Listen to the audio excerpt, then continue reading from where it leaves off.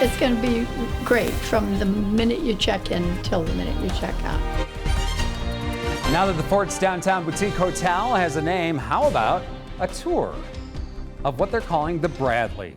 Ground was broken in the spring of 2019 and it's now scheduled to open in the spring of 2021. It's over at the corner of Harrison and Main, and Linda is standing by in the studio with more on that. Hi, Linda. All right, Tom. Well, the Bradley, it is named after the mother of a business pillar in the fort. And I recently ventured inside the construction project with hard hat and vest alongside the woman whose dream for this hotel is coming true, Barb Backard, co-founder of Vera Bradley. Most people in the fort would agree. The business and riverfront growth downtown is exciting. I think the positioning of where the hotel is perfect. I love downtown. It's the main reason Barbara Bradley Backard wanted to open the hotel she's dreamed of more than 15 years. When my daughters got married, I remember thinking, where am I going to put the guests? By definition, a boutique hotel is typically smaller with upscale design and friendly touches. I think it feels homey, and I think it feels warm. It feels more like a guest house. Given the pandemic, you might think the timing isn't the greatest to open a hotel. With the planned October 2020 opening delayed to April of 2021, Backard says she thinks the timing is right.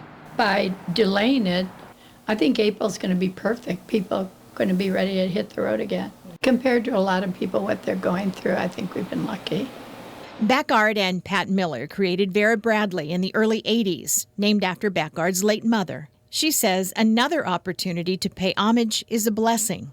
My kids call them God winks, and occasionally I think this was a typical God wink.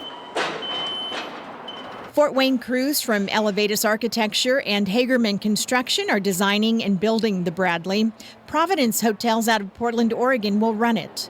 The 5-story hotel will have 124 rooms, decorated, Backard says, for all tastes, offering 9 suites that she says will be named after different Indiana cities. You may stay in the Kokomo Suite or the Indy Suite, or who knows, we're coming up with names like that. So we're keeping it very, very Indiana. If you'll notice, we have plaid in the drapes and then yet a floral on the headboard, different patterns, so it feels cozy and comfy. It's a soft shade of blue. Add to that meeting rooms and a reception area, retail space, along with a restaurant and rooftop bar open to the public.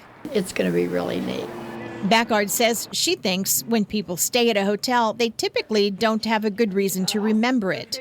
But she says because the Bradley is in Fort Wayne with its wonderful people, it will put the unique in boutique. She wants it to feel like home, as if you stayed at her home.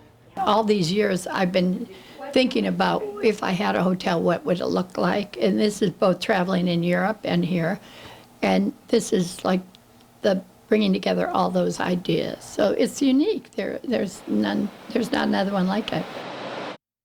We think folks will remember their stay at the Bradley, and officials with Providence say they think that hotel should provide some 100 jobs and help generate millions in revenue for our city. And by the way, it did cost about $28 million to build. Also, Barb tells me she is loving her work these days after all these years and has no plans to retire, Tom.